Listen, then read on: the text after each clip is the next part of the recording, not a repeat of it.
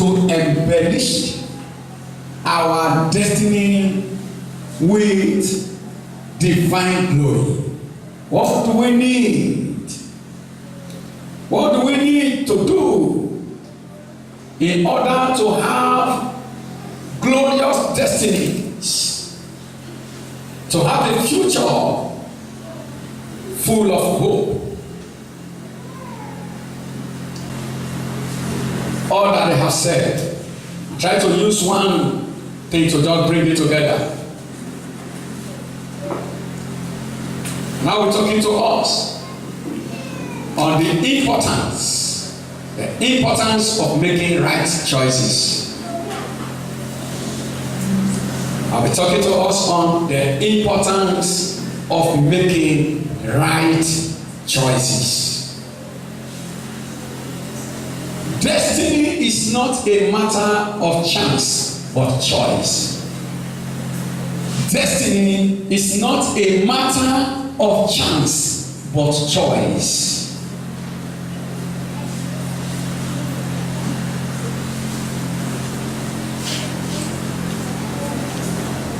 Hear me.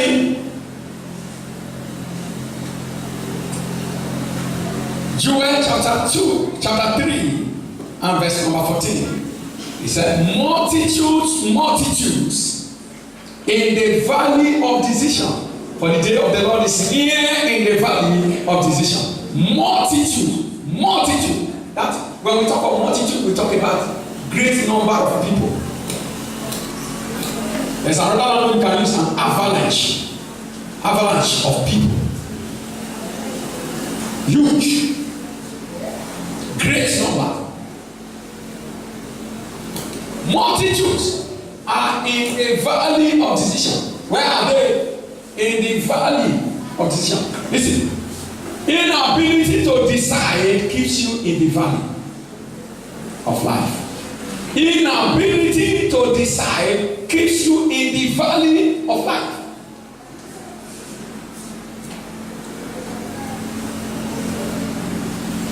Multitudes, they are in the valley. Listen to me. The choices you make in life determines the height you ascend in life.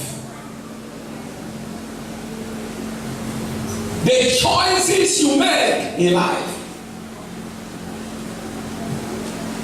determines your destiny. Multitude in the valley.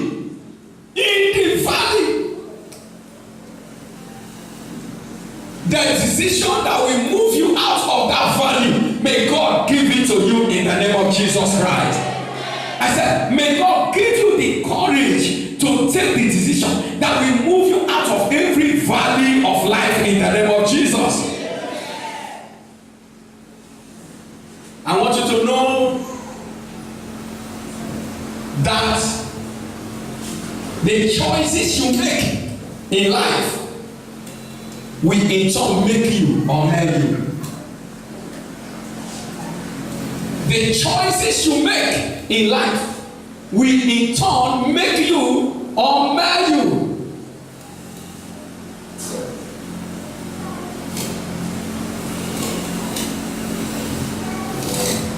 In Deuteronomy chapter 30 and verse number 19, reading from the Amplified Bible, Deuteronomy chapter 30 and verse number 19, God says, I have set before you life and death, the blessings and the curses.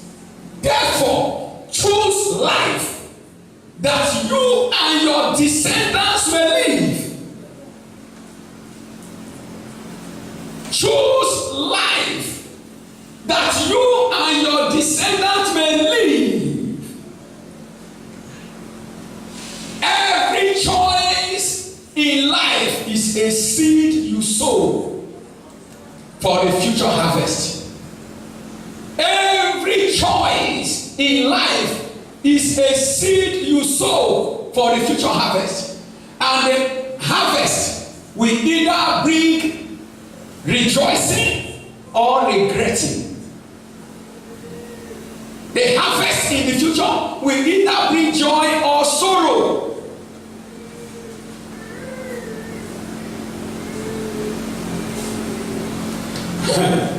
He said, God said, I set before you life and death.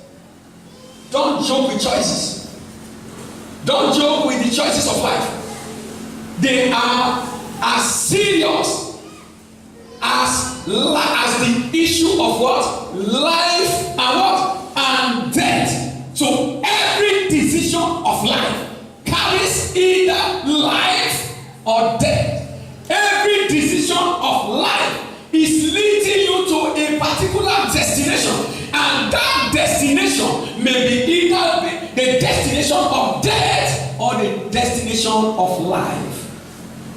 And he said, I said before you life and death, and blessing and cursing. So before every decision of life, there is a blessing or a curse. Help me tell somebody, before every decision of life, before every choice of life, there are blessings or curses. That is why one should not jump into them.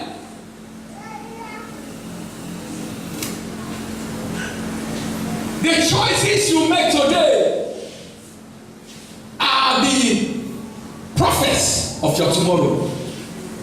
Oh, let me say this. The choices you make today are the prophecies of your tomorrow. The decisions you take today are the prophecies of your future. Look at the decision of a man very well. You will be able to predict where that man is going. Look at the decision of a lady very well. You'll be able to predict where that lady will end. Look at the decision of a brother very well. You'll be able to predict where that brother is going to end his life. Decisions are a prescience of the future.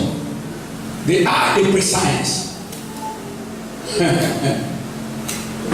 Every move of life is orchestrated by a decision.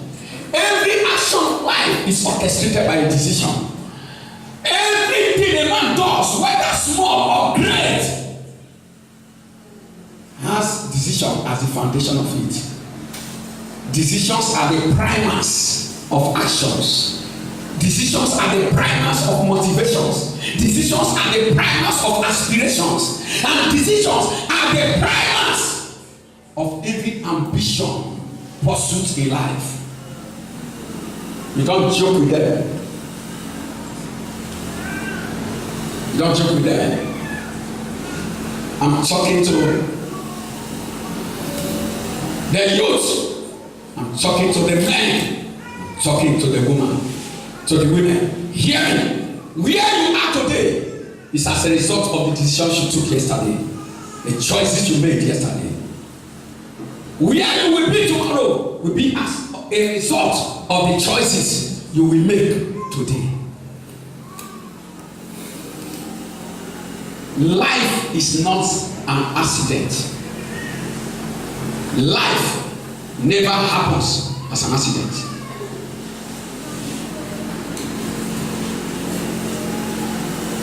I pray for us that no one will plant the seed. He is not ready to pluck the fruit of it. The seed, you will not be willing. If they show you the harvest, you will want to run away from the harvest. I pray that you will not sow the seed in Jesus' name. That amen is not good enough. The most powerful principle of success in life lies in human choice. Life is made up of all the choices you make. Choice of close friends can be a wonderful blessing. Proverbs 17:17. Choice of the wrong friends can be a curse. for the righteous. Proverbs 12:26. 1 Corinthians 15, verse 23. You make choice of bad friends. Your life will be bad. Your destiny will be bad. Your future will be bad. Your glory will be corrupted. Choice of the wrong God. That is, if you refuse to serve the living God, you have chosen a wrong God. And that's why Joseph challenged them. Say, choose whom you will serve. If you choose to serve God, good. Then you will have life, you will have blessing. But if you don't, if you fail to choose to serve God, which is the ultimate choice in life, prepare for what you will meet ahead in the future. Because there is a determination to contend with. That's why Joshua said, choose you this day whom you will serve. But as for me and my house, we will serve the Lord. Fulfillment in life is not a matter of chance. It is a matter of choice. We all make choices of our joys and our sorrows long before we experience them. We all make choices of our joys and our sorrows long before we experience them. Before you begin to experience the sorrow that you will experience, you have made the choice of it. And before the joy that is coming, he said today you are jumping, oh you are rejoicing. That joy you sow a seed for it yesterday. The seed you sowed for it yesterday was the seed of a decision, of a choice that you made. Of a choice that you made. Say, Lord, help me to make the right choices. Every choice comes with accountability. Every choice in life comes with accountability. Please help me shake somebody and say, every choice in life comes with accountability. You make your choices today, the choices will hold you responsible tomorrow. It's a serious matter. You will think that this is just a minor decision. It's a small decision. Every decision comes with a responsibility. Every decision you make today will hold you responsible tomorrow. If you like when you go to church and they are preaching, be sleeping. That is a decision, it's a choice. It will hold you accountable tomorrow. Because as at the time the word that would have brought deliverance to you is coming, you will sleep off. It's a decision. You don't know. You go to church, they are preaching, you are sleeping. It's a decision. It will hold you accountable tomorrow. There is a responsibility. It will hold you responsible. Say, when they were preaching, you were busy sleeping. Every time you go to church, it's a choice. It's a choice. When people are receiving the word that will build their life, you are sleeping and you not receive the word. The only thing you hear is, in Jesus' name, amen. You just open your eyes, amen. And when they shout, hallelujah, you just say, amen. You did not know what will happen. It's a choice. Tell anybody it's a choice. And you are accountable. You are accountable. And that's why you say that Jesus, when he's teaching, he said, let him that have ears to hear. Let him do what? Let him hear. Let him hear. He does not force the message on anybody. Accountability. Accountability.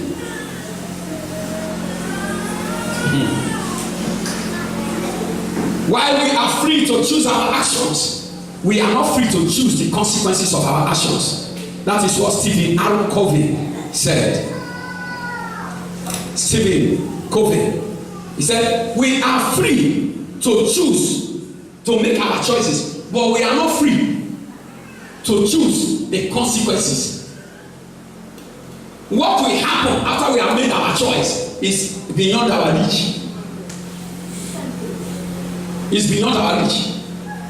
You can choose what you want to do, but what the reaction of it and the consequences of it, you don't have the power to control it. You don't have the power to control it. You can sow the seed, but you don't have power over the harvest.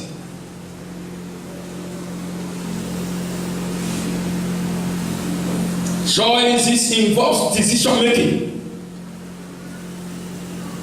It makes you to judge the merits and the demerits, the advantages and disadvantages of everything that you want to do. There are 4 main types of decisions. Yes, although they can be expressed in different ways, according to Brian Tracy. Break that down into number 1, command decisions. Number one, command decisions, which can only be made by you. These command decisions are the decisions that only you can make. You are the commander in chief. You are what? The commander in chief. Only you make those decisions. The decision of eternity is a decision that only you will do what? We make. The decision of this God is my God. I and my house, or me and my house, we will serve the Lord. That is a decision only you can make. You are the commander in chief. We have number two, delegated decisions. Delegated decisions, which may be made by anyone.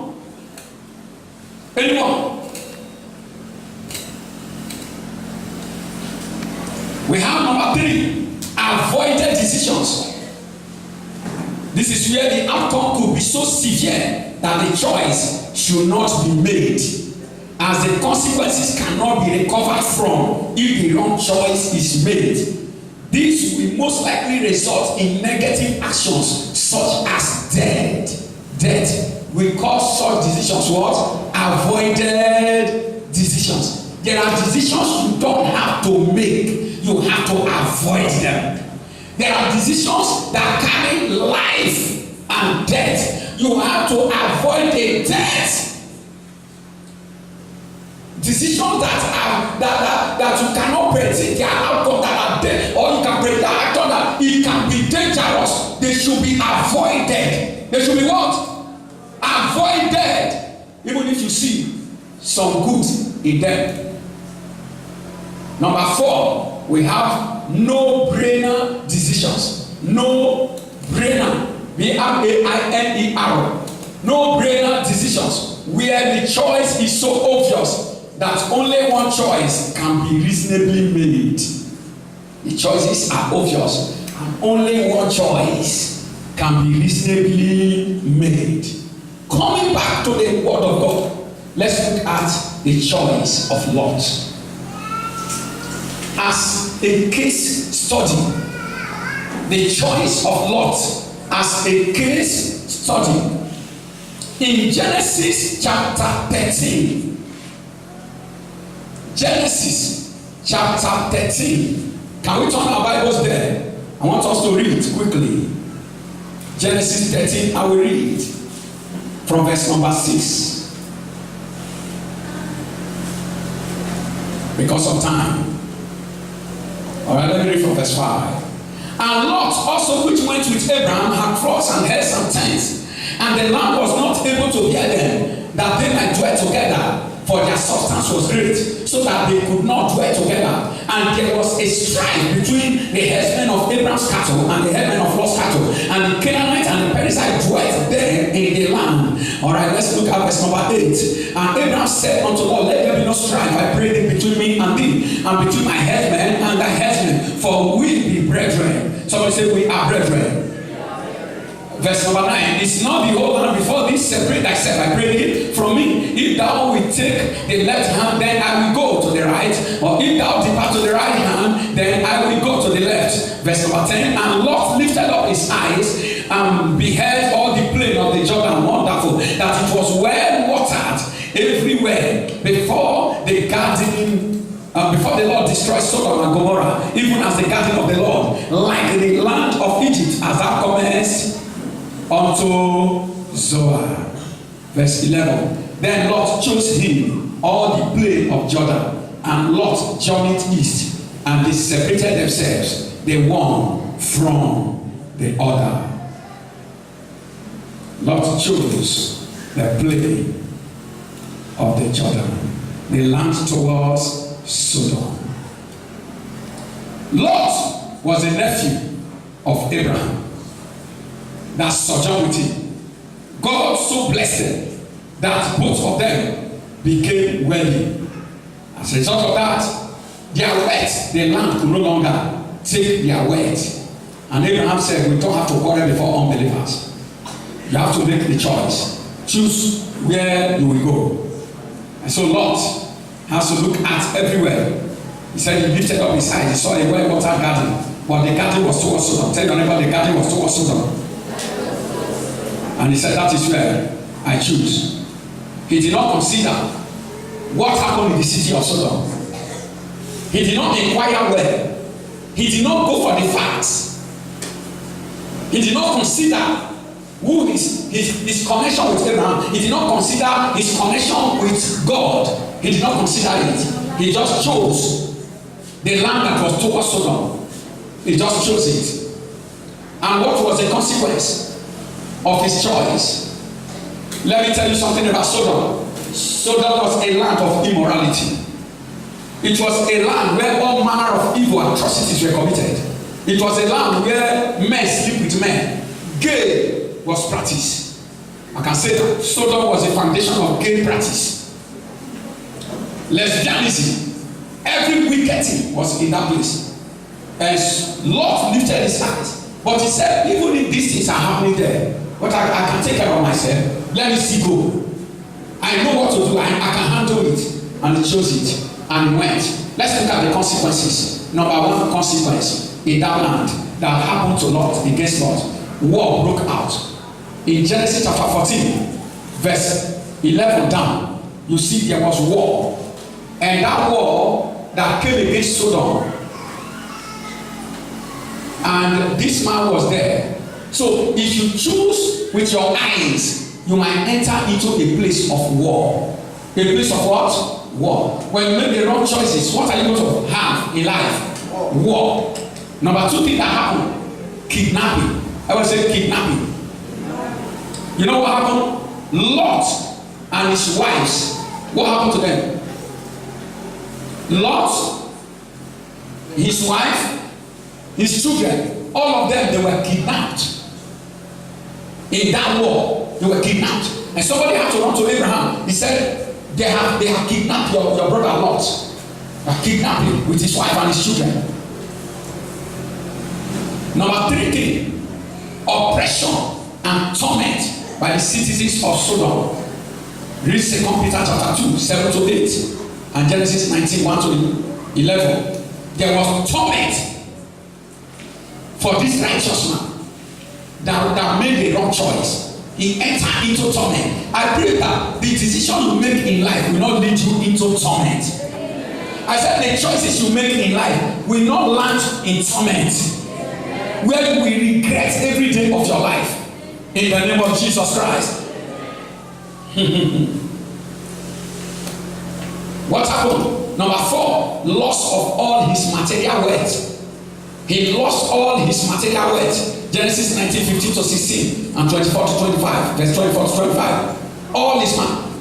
Everything that Lot labored for was carried away. Okay, do you know that when God wanted to destroy Sodom, how many things did Lot carry? When God told him to leave Sodom and Gomorrah, how many things did he carry along? Only the children of the wife. What of the wealth? Everything that he saw before. Did he carry them along? He left everything. May you not make the choice that will make you lose everything you have labored for in life. The destiny you have been building consciously, deliberately, the destiny you are taking time to build, may you not make a choice that will break everything down in one day.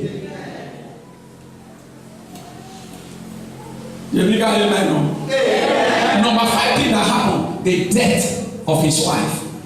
Lot's wife died for his wrong choice. He lost his wife. How many of us know that as he was taking them out of Sodom, God said, don't look back. The wife, peradventure, will be pain of what he is leaving behind. All our material wealth, everything we have labored for. Hey, everything just going one day. The wife, Lord said, don't look back. Don't look back. God said we should not look back. Don't look back. The wife struggled and looked back for pain of what she has lost. And she turns to what? A pillar of salt, a monument of disgrace, a monument of divine displeasure. Pillar of salt. That is one decision of a man. One decision of a man. Look at the consequences. One decision can give birth to many consequences. Your decision will not only affect you, it will affect your generation. Your decision. I want you to know that any decision you make in life is not for only you, it is for your generation. Your decision. It does not stop at you. That's why the word of God said, he said, choose life that you and your children will live. It is does not stop you. One man make choice, the children will live. As you said, every choice you make does not stop at you. If you are living anyhow now, as a youth, you are living anyhow, you are doing like this, you are doing like this. The children you give birth to tomorrow, sorry is their name. Their name is what? For coming through your life to earth. Sorry is their name. If you are a girl, you are making the wrong choice today of marriage. The children that will come through you, sorry is their name. Unless God will help them to break free. You don't know that there are people today who are in marriage. Come out, they cannot come out. Stay, they cannot stay. They don't know what to do. They don't know what to do. The choice of career, the choice of marriage, the choice of the God to serve. There are choices that you cannot take lightly in life. And one of such choices is the choice of God. The number one most important choice to make in life is the choice to serve God. The number two most important choice to make in life is the choice of who to marry as a husband or who to marry as a wife. This between these two choices is the whole of your life. If I tell you something, you may say I'm speaking blasphemy, but it's not blasphemy. Do you know that the choice of who to marry is important than the choice of God, of you made to serve God? You want to challenge it? Let me prove it to you. If you make the wrong choice of a husband, you might, even if you were somebody who will carry drum from here to Cocoa, because you love God, if you make choice of the wrong husband or you make choice of the wrong wife, you will end up an unbeliever tomorrow. Your marriage, your choice of a husband and wife can change the tenor of your relationship with God. I think I say it every time. I said there are people who would have gone to heaven if they did not marry, but because they marry, they are candidates of hell.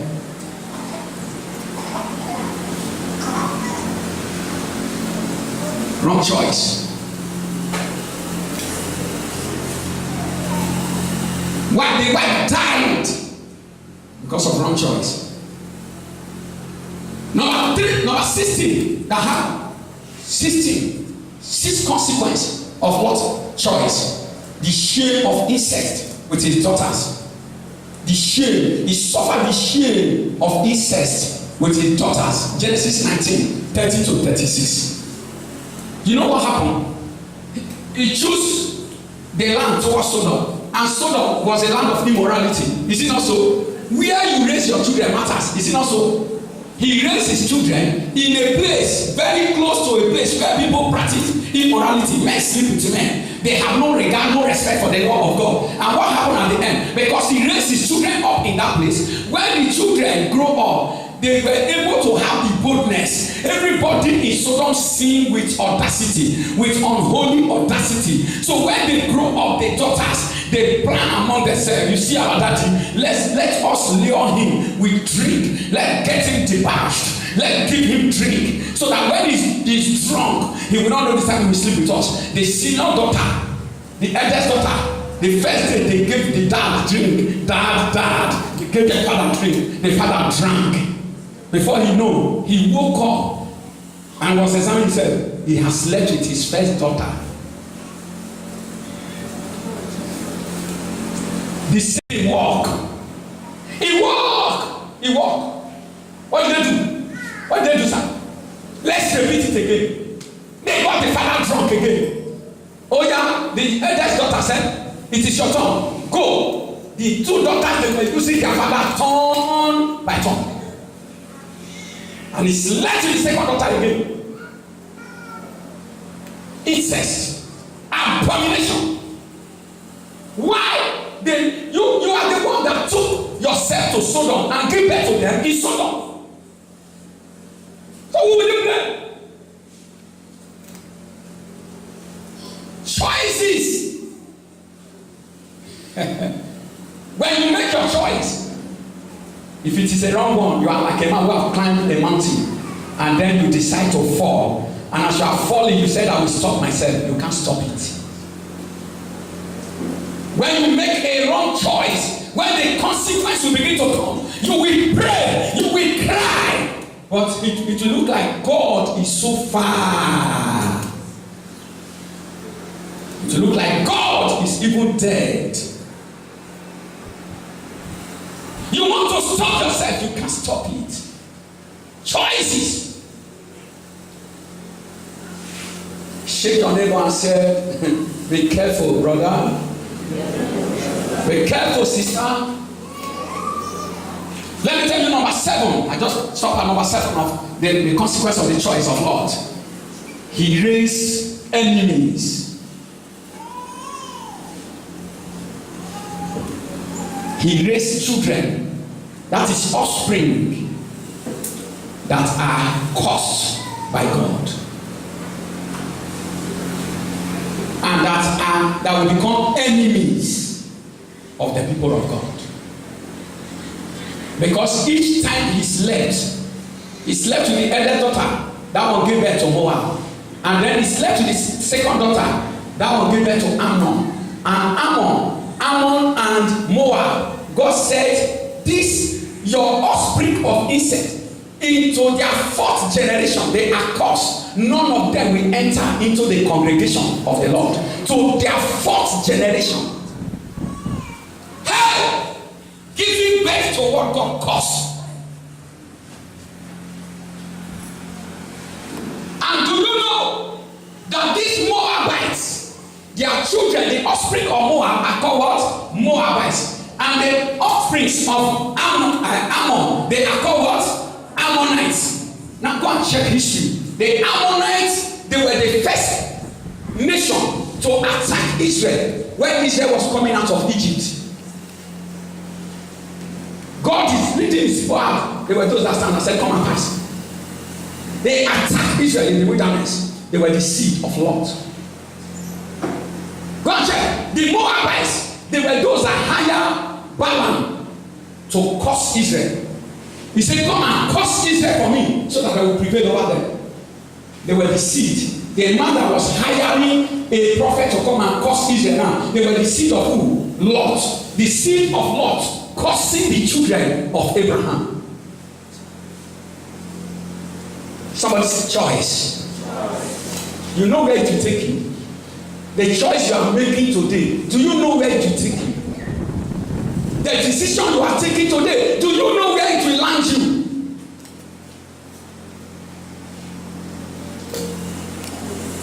Holy Spirit, help me.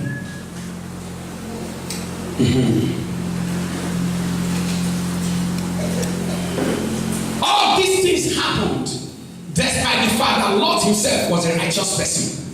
2 Peter chapter 2 verse 7 to 8. All these things were happening. But this Lot was a righteous person. But he could not use his righteousness to stop the consequences of his choice.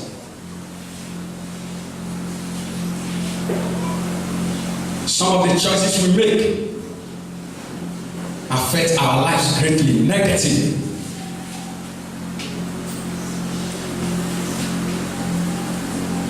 What are the steps we need to take in making right choices?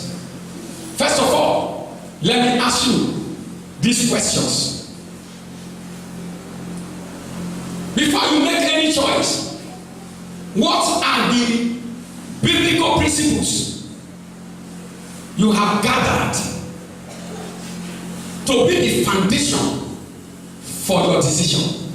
What are the biblical principles you have gathered to be the foundation for your choice? Before you consult man, consult God. Before you consult your own mind, consult the mind of God. Don't exercise the powers of your mind until you know the mind of God. So what are the biblical principles that you have gathered to be the foundation for your choice? Proverbs chapter 2 verse number 6 says, for the Lord gives wisdom, from his mouth comes knowledge and understanding. The Lord gives wisdom, from his mouth comes knowledge and understanding. Proverbs chapter 3 verse number 5 to 6. He said, trust in the Lord with all your heart and do not lean on your own understanding. In all your ways. It is said in some of your ways. In all your ways acknowledge him, and he will make your path straight. In all your ways acknowledge him. Give him the precedence. Let him have the precedence. Allow him the prerogative of making the choice. In all your ways acknowledge him. Don't say I know, because you know nothing. You are not omniscient. Only God is omniscient. So don't say I know. You don't see beyond your feet. Only God see what is in tomorrow. You don't see what is in tomorrow. So consult him that sees tomorrow. Consult him who know you, who know your end from your beginning. Consult his mind when you are making choices. 1 Corinthians chapter 10 verse 31. So whether you eat or drink, do everything to the glory of God. Make sure the decision you take is to the glory of God. In 2 Corinthians chapter 6 verse 14, he said, do not be unequally yoked together with unbelievers. For what partnership has righteousness with lawlessness? Or what fellowship has light with darkness? In making decisions, ask this question: what does the Bible have to say concerning this decision?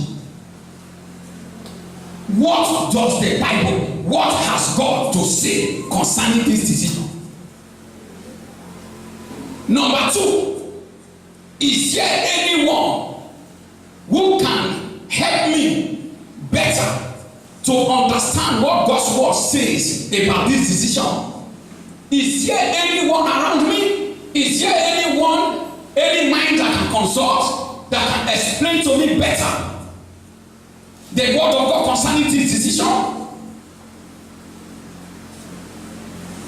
Number 3, make sure you are not the only one who holds to your interpretation.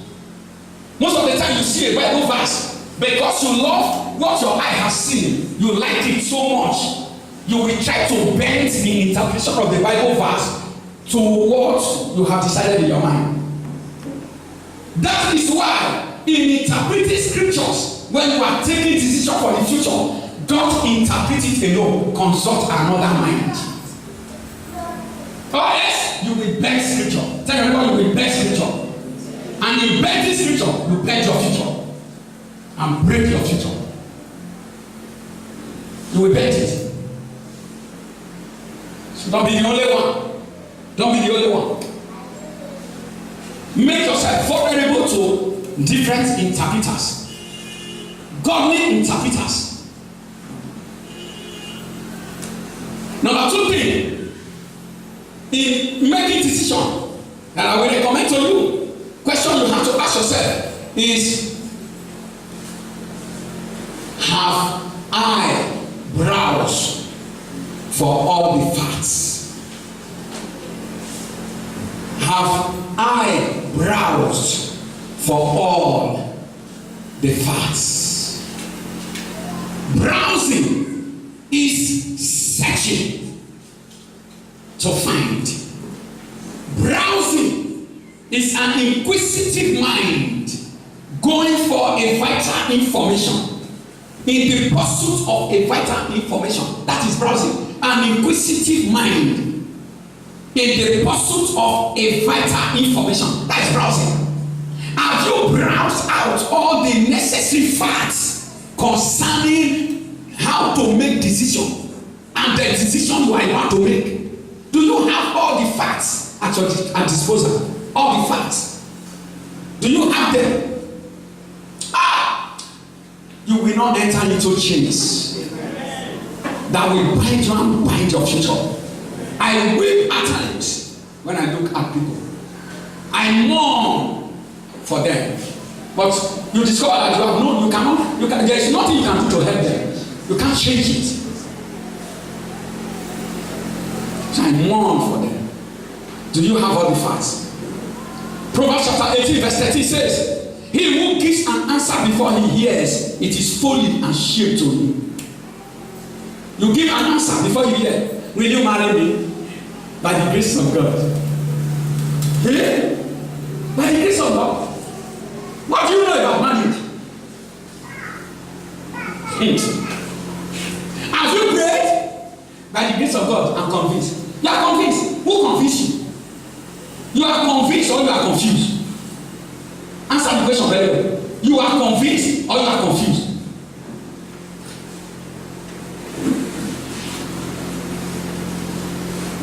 Who is guiding your decision?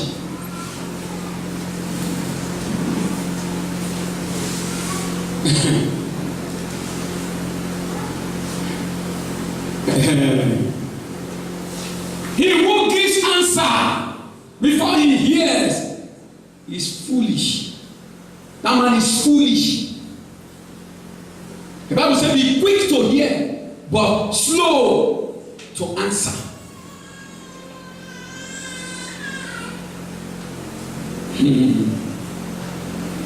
When you are taking decision, try your best to ask a lot of questions. Ask a lot of questions.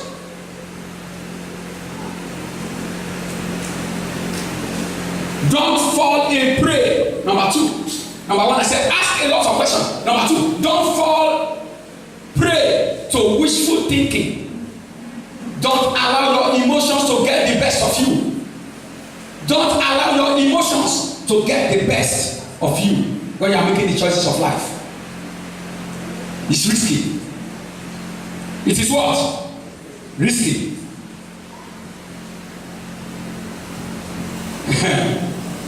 And number three, when making the decisions of life, the choices of life, always remember that there are two sides to every story. There are two sides to every what? Story. Number three,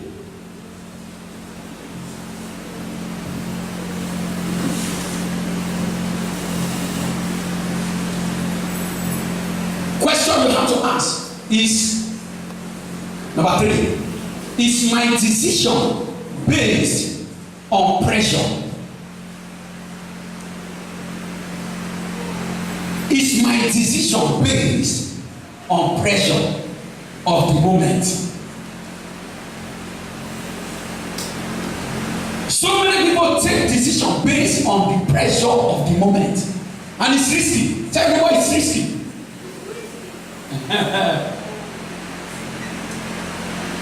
There are so many people that the pressure that is mounted upon them. By the time you are a girl, and now you see your parents will tell you, I beg go bring my wife to come marry you, make you come out from this household. Pressure, number one. Number two, Nkechi, who be my younger sister, don't get belle for man, he don't marry. As he get belle, they pay money for her head. Now he take her husband house, he get one child, he get two. I am senior to Nkechi and still in the house. When will I marry? Pressure. You are not under pressure. Now, any decision you take under pressure is going to bounce back with regrets that will make you believe. You will wish yourself, how I wish I go back to the days when I have not taken this decision. You can be under the pressure of time. The pressure of time. I am now 30 years. I am now approaching 35 years. And no man has told me high. Pressure of age can make you take a decision that you will regret. Can make you take a premature decision. premature decision. And if you are not careful, all through life, that decision has just come to hijack your glory and mess it up. Pressure, peer pressure, the words of men that you will hear.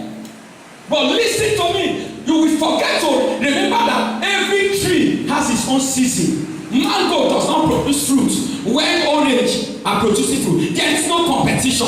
Tell 3 people there is no competition at all. No competition. Why is it that pastors, so many people will take decision and they want to go and meet Babalawo to get money? And they get money, go and meet Babalawo, they want to wash their eyes so that if somebody is entering through the gate, I say, hey, as you are coming, I saw the picture in your bag. It is the picture of a man, and the man is wearing dreadlock. Hey, that is true. It's true. I see 3 apples in your bag. Yeah, boy. When a pastor sees that, what happens? He comes under what? Pressure. The pressure is my members will be expecting me to tell them what is happening to them. After they have watched this man of God, they expect me also to prophesy to them. And the pastor come under pressure. Before you know it, he will begin to deviate from what God has sent him. Decisions, choices. But if you follow that and deviate, you will end in the place of eternal damnation. Decision. Help me tell somebody decision. Are you still here with me? Are you still here at all? So I want to ask you, is the pressure of time forcing you to make a premature decision?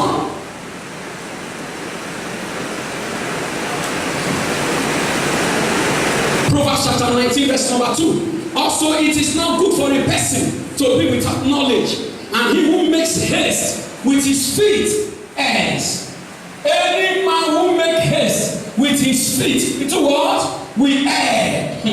Oh my God, any man who makes haste with his feet with what? We err. What does it mean to err? Huh? To err. We say every time, err is human. So forgive is divine. What does it mean to err? Mistakes. Deviate from the right path. Is it not so? So any man who is in a hurry will do what? We make mistakes. And there are mistakes you cannot recover from till you die.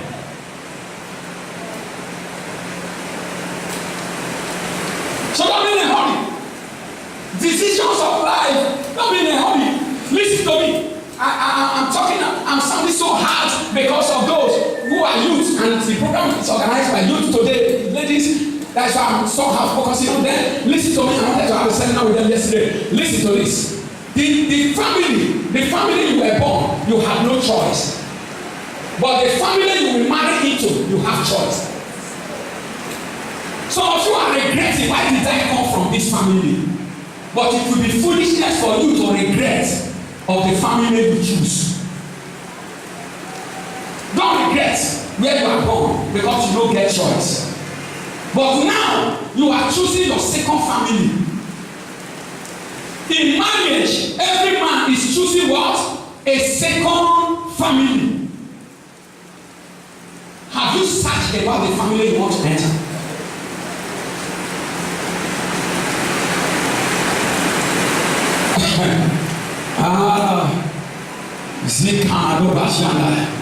He said, the guy love me. The guy is good. The girl. Oh, that girl is good. That girl. Oh, when the girl carry microphone in the church, I'm going to sing. Amen.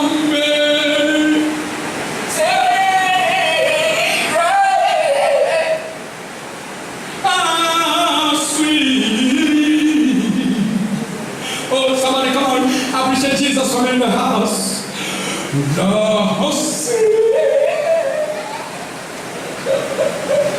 said, that is my wife. That is my wife. God has shown her. Pastor, 2 of us, we were all down pastor, wetin convince you? Wetin convince you? The song, the beautiful voice, the beautiful voice. Don't be in a hurry. Don't be under pressure. Don't be under pressure. It's a decision of life. Don't take it in a hurry. Proverbs 21 verse number 5. The plans of the diligent surely to advantage, but everyone who is hasty comes surely to poverty. You will not journey to poverty. In the name of Jesus. The decision you take once in a lifetime, be very careful. I quote my daughter, Janet. I forget. She, in one of the guest day, she said, take time to do something. I want her to quote it from the thing. Quote it, Janet. Take time to tie what time cannot untie. Take time to tie what time cannot untie. Anything you cannot untie once you don't tie. Take time to do it. Others make others dey run. Take time to do it. Tie. Do you know that 100% of marriages today, only 5% out of 100% are rejoicing in marriage? True or false? If you come to a church and you tell people, please, you are given opportunity to marry another wife and you are given opportunity to marry another husband. If care is not taken, you will have 99% divorce and marriage. True or false? You will have 99% divorce and remarriage. Only 1% will say, I want to stay with my wife. I want to stay with my husband. That should tell you how dangerous the terrain of marriage is. The terrain. Pastors are divorcing. Every day. Pastors. Yeah. They will look for one accusation. Say the woman is a witch. The woman is a fornicator. The woman do this. They just look for something to trap the woman so that they will like pastors. What are you talking about? So even if you see a pastor that preach and you see him shining and oh my God, he said God, and he just come to you and say, oh my God, the Lord just spoke to me that you are my wife. I said, oh my God, pastor, who am I that pastor will come and approach me? Oh, Jesus, I thank you. I appreciate you. You may be appreciating death. You may be appreciating what? Death. That is why you cannot leave God out. The decisions of major decisions of life. Don't leave God out. I've seen the pastor. He divorced his wife with 5 children. He went and married another one. He married a lawyer. The lawyer was giving him money. After some time, he divorced that one. He ran to Rivers. He went to Rivers. He married the daughter of the king. They teach people there. A pastor.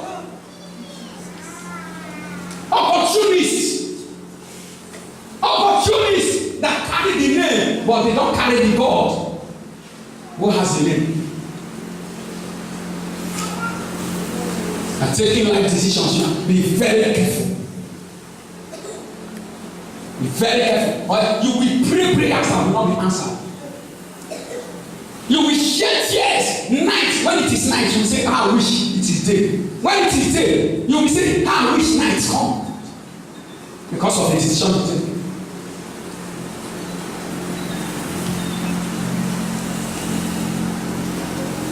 Holy Spirit, help me.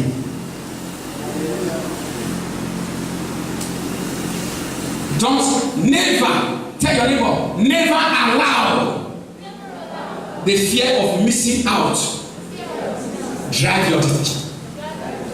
Oh, I'm missing out something. Oh, I'm missing out something. Don't allow the fear of missing out drive your decisions in life. When you are in doubt of what to do, leave it out. Concerning any decision, if you are in doubt of concerning it, leave it out. Leave it out. Number 4. One of the questions you have to ask yourself is, what is the motive behind my decision? What is the motive behind my decision? What is the motivation behind my decision? Listen to me. Most decisions that men take, there is a demonic motivation behind it. I want to tell you, David was a man after God's own heart. Is it not so? And he asked Joab to go and number Israel. But do you know that thing, even Joab was begging him, King, don't do this thing now. Don't do this thing. It's not good that you do this thing. His captain that will go to the field to fight the battle and come back, and he trusted him. He was telling the king, there's no need to number the army of Israel. But the word of God says Satan stood before David, and he stood against Israel and provoked David to number Israel. He said, and Satan stood against Israel and he provoked David to number Israel. So what was pushing David was not God, but who? Satan. Do it, do it, do it, do it, do it. And who was David? An unbeliever. Who was David? A sinner. Who was David? A man after God's own heart. How can Satan push that person? Tell your neighbor, whose hand do you see pushing you in this decision you want to take? And that was what he did until Joab, who is a servant, I said, okay, my Lord, since you said we should number, let's number them. They went into numbering. Immediately they finished numbering. God said, David, choose. I'm giving 3 punishments to you. I will send famine to your land until the famine will kill everybody. Number 2, I will allow the sword of your enemy to kill everyone to enter your land and to destroy. Number 3, choose. I will send my angel to come and destroy. And David said, I know you are a merciful God. Let me fall into your hand. Did that make God to turn back? David has made the choice. He has made the choice. He has to suffer the consequence. You know how many people died for that single decision that David took? 70,000 people. 70,000 people were killed because Satan pushed him. Everybody was talking to him. He closed his ears. What I'm doing is right.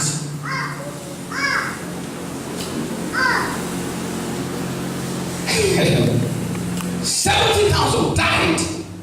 When David saw the rate at which people were dying, he said, oh God, I'm the one that sin. Why are you killing these innocent people? I'm the one that sin. Thank God for David. He acknowledged his error. Do you know that if it is some people, they will say, anything you want to make it do. As Shebi, you don't kill me. Shebi, you don't kill my son. Shebi, now other people did it. And I know people now they kill them. Put up a son. But he cried, God, turn this sword to me. Now me made a mistake. And God told the angel, stay your hand.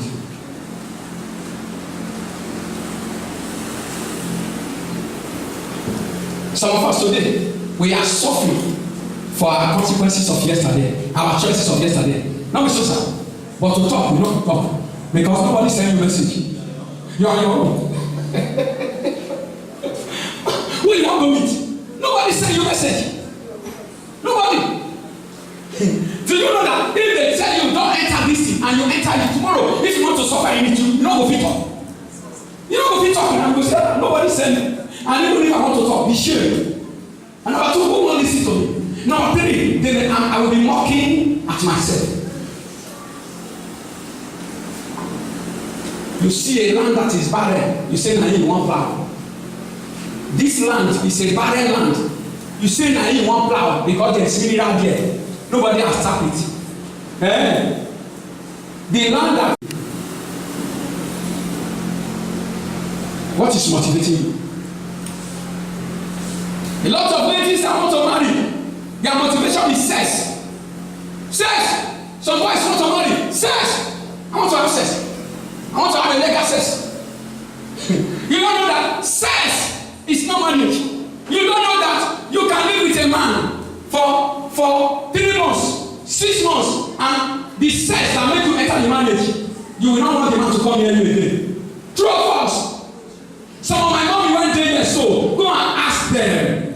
If man they come near their body, they pet them. That tell you, but when everybody is entering marriage, he's waiting for that day, or God go come, or me go come. But when the enter is finished, you will see say, no, sex is just like the, I don't know, far behind. It's not even something you consider when you want to talk about marriage. Not even something you consider.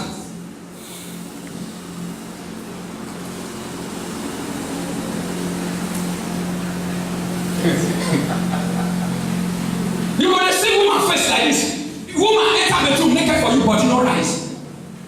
Why? Everything is dead. Because of what you are seeing, everything is dead. Youth, am I talking to somebody? May you not use your hand to kill your glory. Says God. What the only says? Lisa said that the says. Foul, there is sex. Dog for sweet sex. What is special about it? So if you are motivated by sex, you are making the mistake of your life. Because you will see sex and you will run away from sex. You will see sex enough. Let me tell you one story. You know what happened now? One pastor, I don't want to mention the name, very close to us, is a friend. You know, their daughter got married. The boy was doing like this in the church. Very serious in the church. They never know that the boy is a drunkard.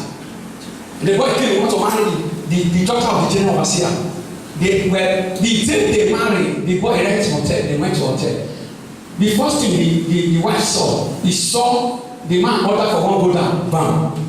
He order for another go down, bam. The girl say, hey, I don't enter. Hey?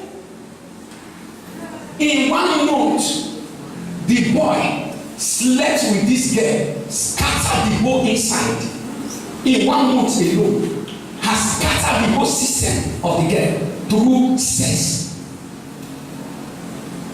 Now, presently now, we are talking now. This marriage has not lasted for 3 months. The girl took him, the boy used sex, scattered the pregnancy. The girl has to run to the parents, take me to hospital. They took the girl to hospital, and the doctor, they took all the X-ray they took. They said if the girl can receive a cure, a permanent cure, because of the damage that has been done to him, he said the girl has to stay away from they should remove the girl from the house of the man for 3 months. He said because it will take 3 months to try whether the girl can receive a cure. He's undergoing treatment. System scattered. Choice. Oh my God. I want to stop, but I am pressured to talk.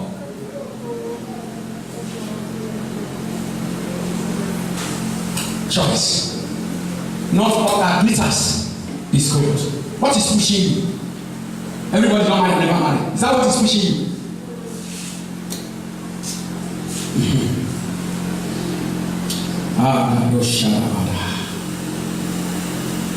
Proverbs chapter 20 verse number 9. All the ways of a man are clean in his own sight, but the Lord weighs the motives. That is Proverbs 16 verse 2. All the ways of man are clean in his own sight, but the Lord weighs his motives. Proverbs 20 verse number 9. Who can say, I have cleansed my heart, I am pure from my sin? In taking decision, therefore, number 1, acknowledge that you have blind spot. When you are pushed, when something is pushing you, remember you have what? Blind spots. Things you cannot see, things you don't know.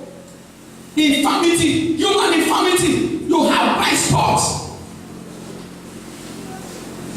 Number 2, honestly assess your motives, both good and bad. Honestly assess your motives.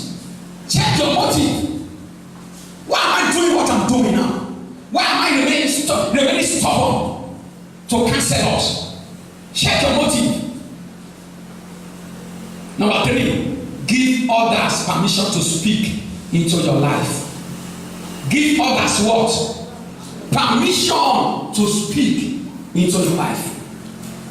When you are taking a decision, give others permission to speak into your life. Don't say you know it. Hear me. When you are in love, you don't see pimples. All that you see is beautiful. The truth is this: when you want to enter into anything, when I wanted to marry my wife, I have said it times without number.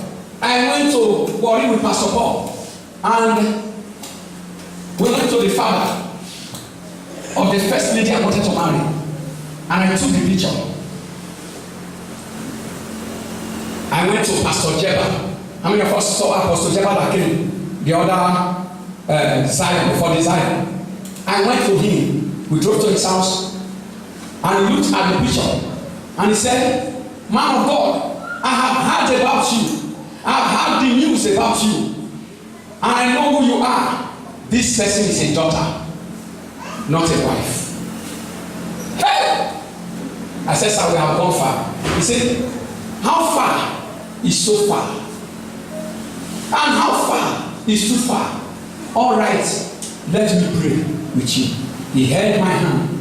I was with Pastor Paul asking. He held my hand and he prayed. If this is God's will, God perfect it. If it is not God's will, God scatter it. We reached home. The girl alone took her hand, wrote me a letter. "I am going to school. I am not ready. Look for someone else." When we reached home, one of my friends, Pastor Light, who was pressuring me, "Godi, you must marry. Godi, you must marry. Godi, you must." The pressure was so much on me. When we reached house, a week, he now drove. He came to me. He said, "Godi, God said where you are going far. God said I should not trouble you again concerning marriage. That you travel far, but your wife is around you." He stopped there. I said, "God, around me. How do I locate her?" We continue praying. I keep the letter in my box. We prayed. 1 year, gone. Another year, going. Then one day, I was in the church. Pastor Wilson was preaching. I was sitting in the altar with Pastor Paul. And I turned my face to the choir. And God said, "Look at her." Wow. I kept quiet.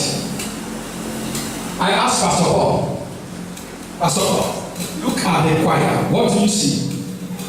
I did not talk more than that. He looked at the choir. And he turned to me and said, "Godi, it appears I've seen your wife." I said, "My wife?" He said, "Yes." He now got up. The choir place, there was a space you can pass around them. So he passed around them. And he came back. He said, "Godi, number 1, I look at her skin. I know she's small. I look at her skin, she will grow. Number 2, I look at her handwriting. Her handwriting is good. Number 3, I look at her as somebody who is he was describing everything for me. I only tell him, look at the choir. What do you see?" And he saw what I saw.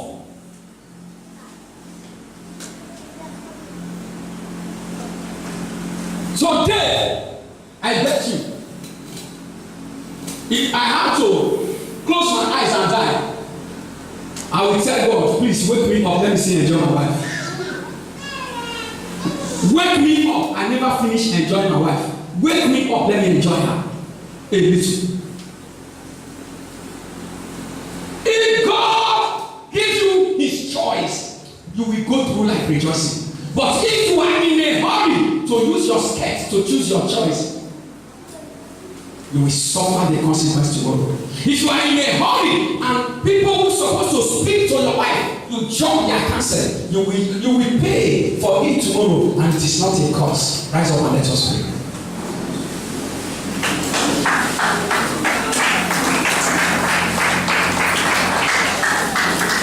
Choices. I will continue on this message. Ask me for it. I will come back to it. Choices. Choices.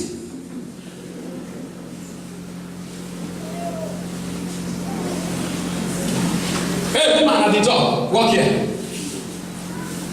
Walk here fast.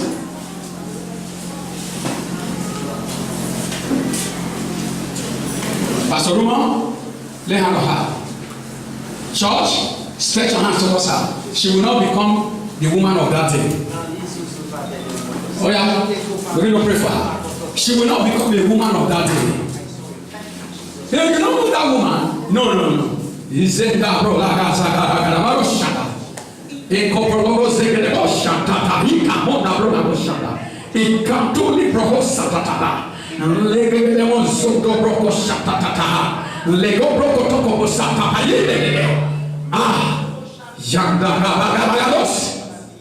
Jesus.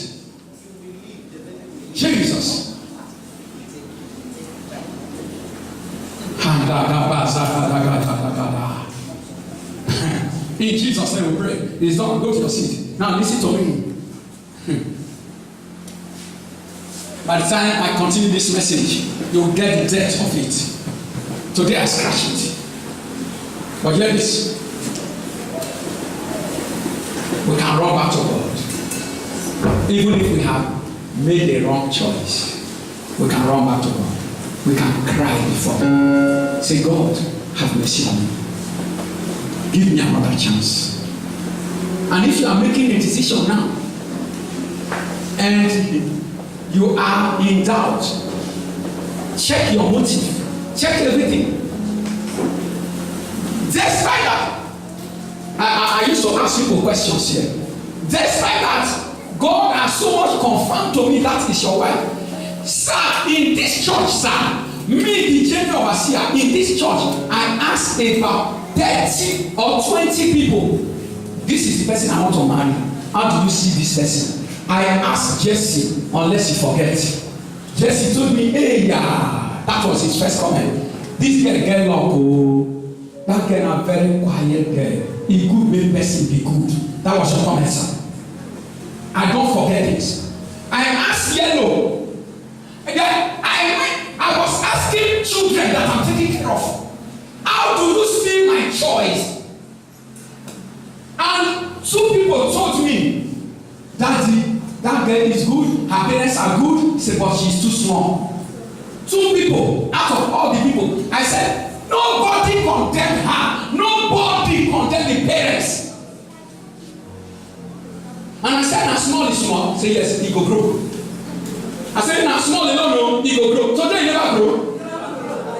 Even me, I tell when you want fat, I say, Nina, you better run program. I don't want that one. I wanted the woman I carried before. People today are not carry her. You don't let the person. Now he grows. When they complain before so be bad. Now you don't grow. When you are going into anything, you not go see the fault. Now other people when they outside that thing, now they be seeing. Now they be seeing. You know what it don't blind you? Love don't blind you. You know what it don't blind you? The desire for what you are going to get, what is going to happen to you in your life very soon. It don't blind you. So you will not see it. The hurry in your life don't blind you. So you allow people to speak into your life, especially mentors. When you are taking important decisions of your life, you don't jump over a mentor. When you jump over a mentor, you will regret it.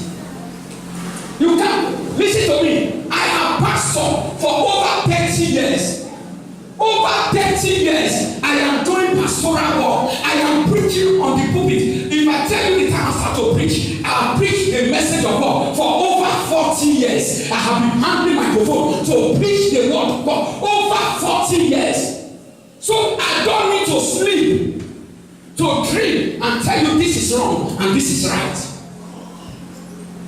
If I cancel you, it's like you have consulted an oracle, and if you jump over it, don't expect a miracle.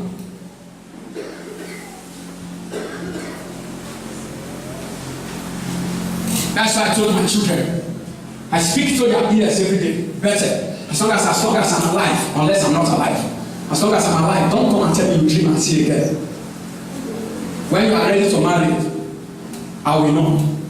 And when you are ready to marry, God will bring the right person. Don't come and tell me you dream and you see this. Another day I tried him.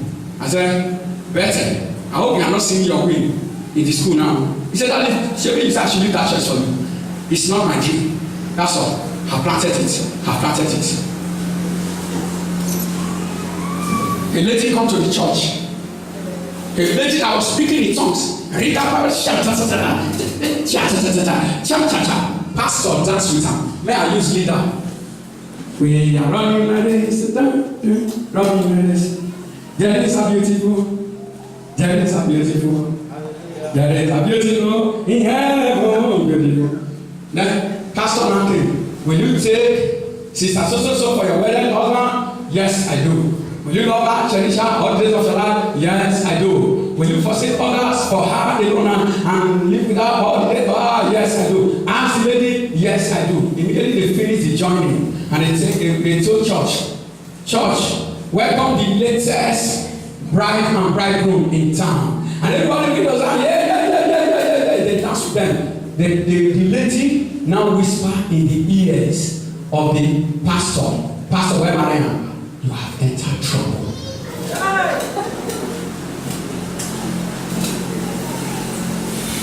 I'm not saying after they go out to, right there on the altar, you have entered trouble.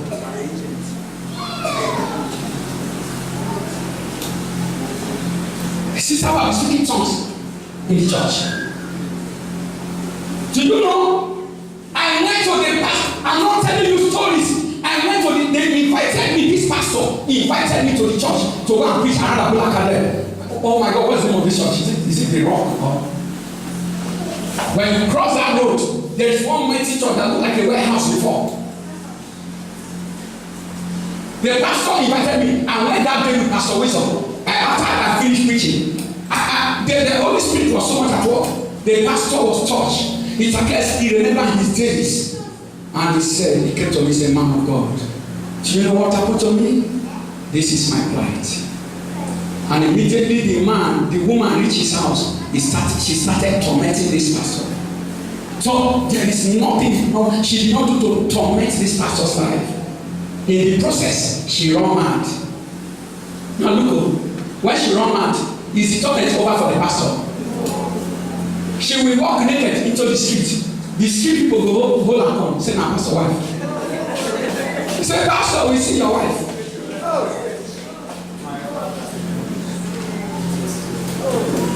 It was so much. The man was almost falling down. The brother is an army in Ojo Cantonment. The brother came and carried her away. They went there to take care of her. They did not know how she will run and leave them. And before the pastor will know, she's wandering in the area. The people will bring her. Pastor, your wife. When I saw that man of God at Iba, he was walking like a madman. The man himself was walking like a madman. Confusion. You know what the confusion? A man of God. A man of God. A man of God. So if me, Pastor Gordon, if I accept you, I don't need to consult Oracle. Another thing that should be in your mind is this. If your daddy, now these are my children. Everybody here, you are my children. You want to go into marriage. It should really be something I will rejoice over. Now, I'm supposed to rejoice, and I'm not telling you don't do it. Do I hate your progress? Now, if you want to do that thing, are you wise? Something is pushing you. It's the spirit of destruction and death and damnation. Nowadays, I want to resign from counseling people on marriage. I want to tell people, you don't pray. God tell you somebody marry and say, go. Because I discovered that all the counsel I have done on marriage, hey, don't go. Once the people have made up their mind, they must go. I remember one of them that time after she started having problem. You know what I did? One of them, when she said want to marry this one, I bring the woman. I said, sit down. I bring the man, sit down. I now told the woman, I know what the girl can do. I know what the man can do. And I said, you, if your husband do this, will you still accept him? He said, yes. Hey, you marry him. If you hear this news, will you still accept? He said, yes. Hey, okay, you the man. If you hear one they say your wife is like this, will you still marry the wife? He said, yes. I said, what talk? Look on go marry. I said, if not for me, I don't approve the marriage. The girl and the boy said, if we don't approve her, then we leave bread to get married outside. You know what happened? It wasn't long. The things I said started happening with the man. They started happening with the woman. The lady packed out of the house. And I said, you must go back to your house. And the lady said, as I disobeyed you when I was entering, I disobey you now as I'm going out.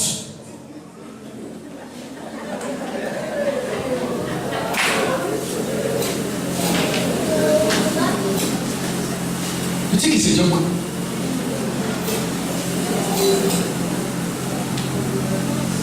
You think it's a joke?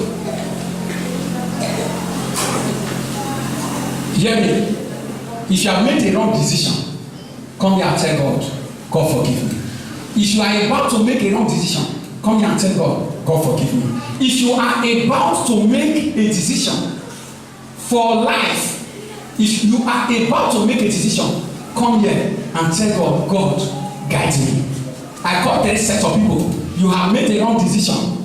Ask God, come here, ask God for mercy to give you another chance. You are about to make a decision. Come here, God, guide me in this decision.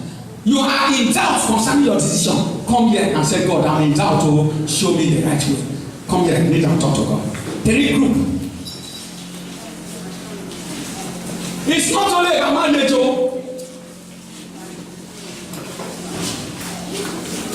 Every area of life. It can be career. You want a choice of school.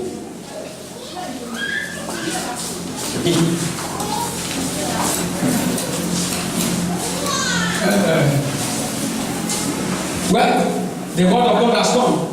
Let it have ears to hear. Let him hear.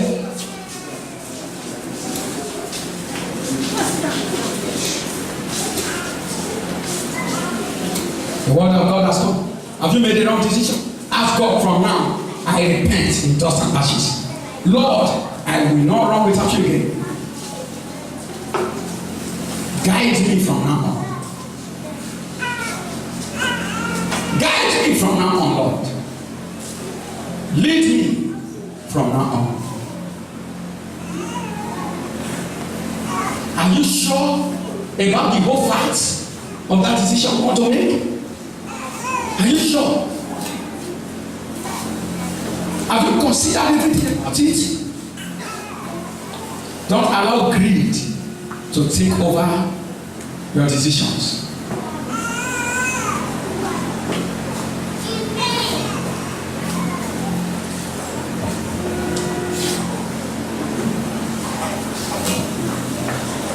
God guide me, God lead me. God, I'm sorry. I'm coming back home. I come back home, I come back home. I messed it up, Lord. I messed it up. But now I repent and I come back home. I messed it up, Lord. I repent and I come back home. God lead me, God guide me. God guide me. Here I am for you, Lord.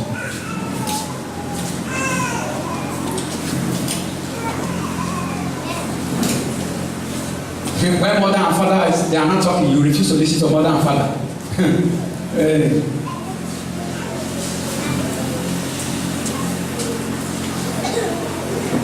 Don't see only the best side. The decision you weigh both the good and the bad.